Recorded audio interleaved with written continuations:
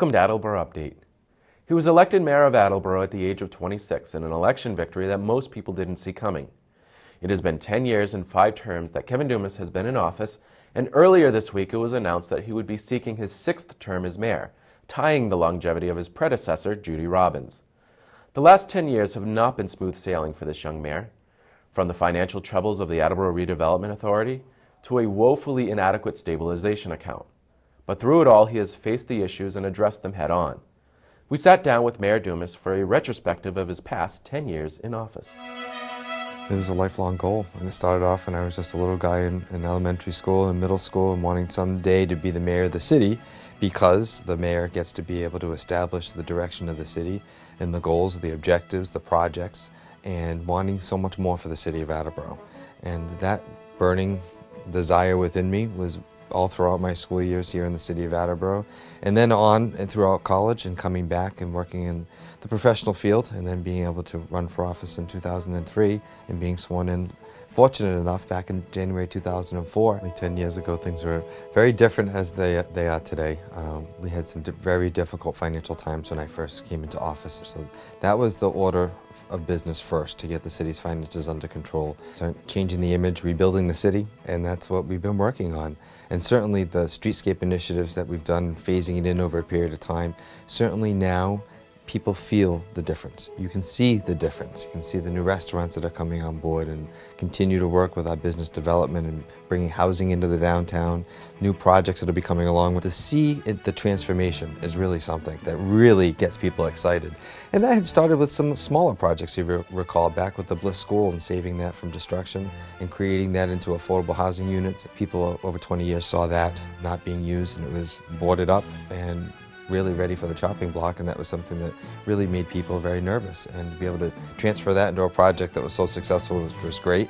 And then mimicking a project right next door to us, which was the old post office building, which we were able to bring and work through the various state and county agencies to get the registry of deeds for all real estate transactions, having a branch here in the Northern District of Bristol County, and then also the registry of motor vehicles in the lower level of that building, and seeing that building in full use today, and the additional foot traffic in the area is absolutely fantastic.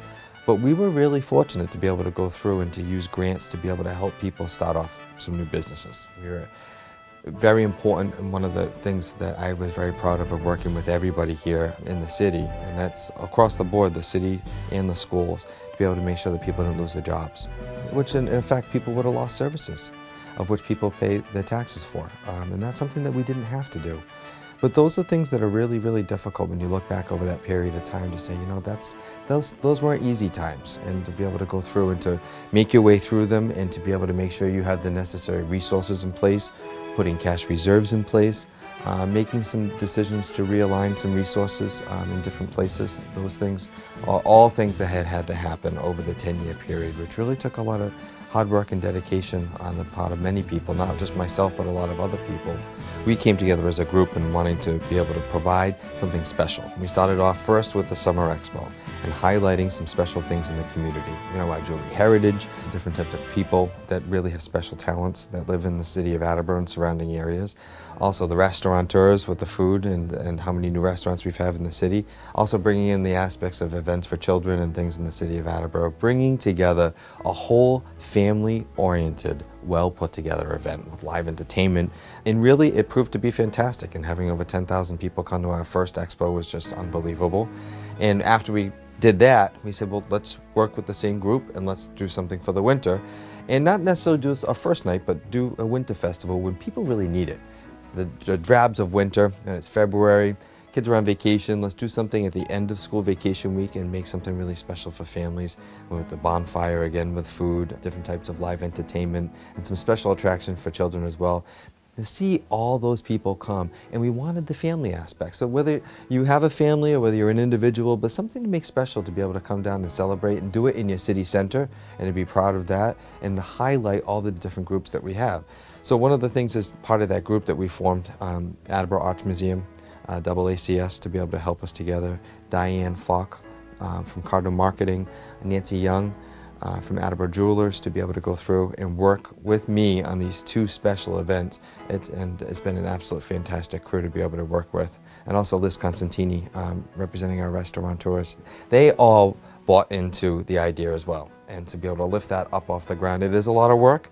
And everyone's very dedicated, including myself, making sure that all the T's are crossed, all the I's are dotted, and getting the financial sponsorships for those too. The group raises the money. So it's up to us to be able to go out and to be able to get the sponsors to make that happen. But that really provided something very special for the people of Attleboro and for other people from the surrounding communities to come. I think that with all projects that you go through and you work on, you're always going to have difficult times. Certainly ARA was a huge issue for us, and being able to make sure that people's taxpayer dollars are being used the way they're supposed to be used, and expecting a return on their investment, and to be able to make sure that you can try and do everything you can to save projects that were well thought out, a lot of people put a lot of time and energy into, and there were a lot of grants and taxpayer dollars that were put into them. And certainly to be able to, I have to say my staff is fantastic, and to be able to go through, work with them, and the amount of project time that we have given to work with the new ARA board to pull these projects out of the doldrums has taken thousands upon thousands of hours.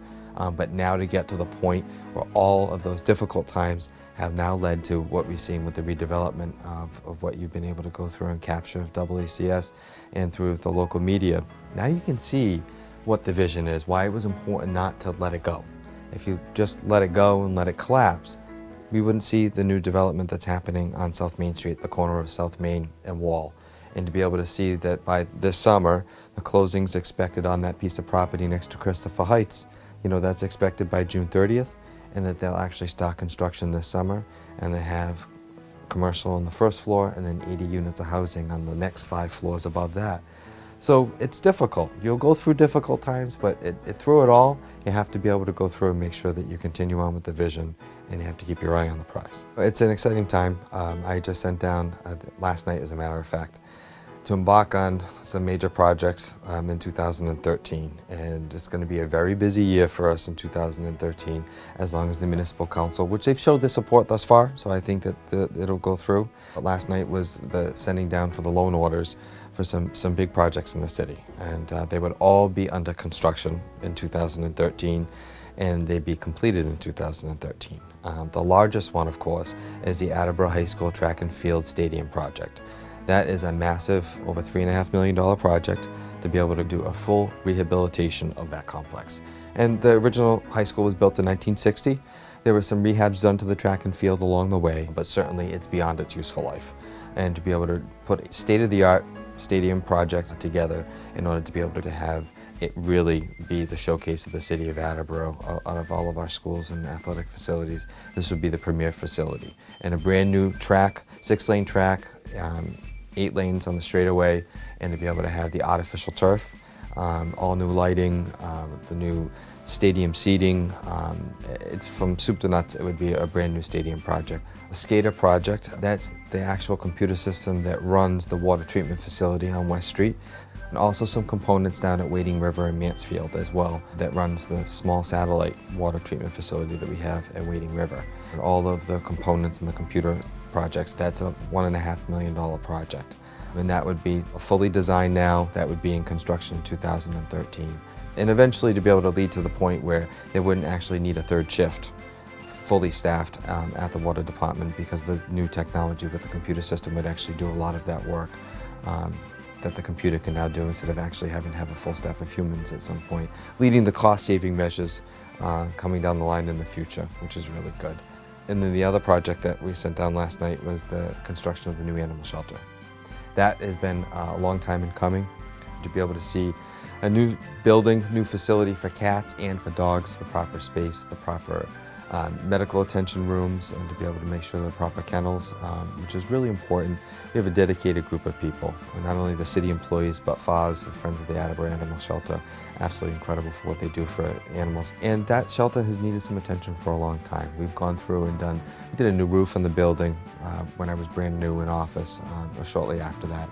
Now we're in the execution for construction in 2013 as well.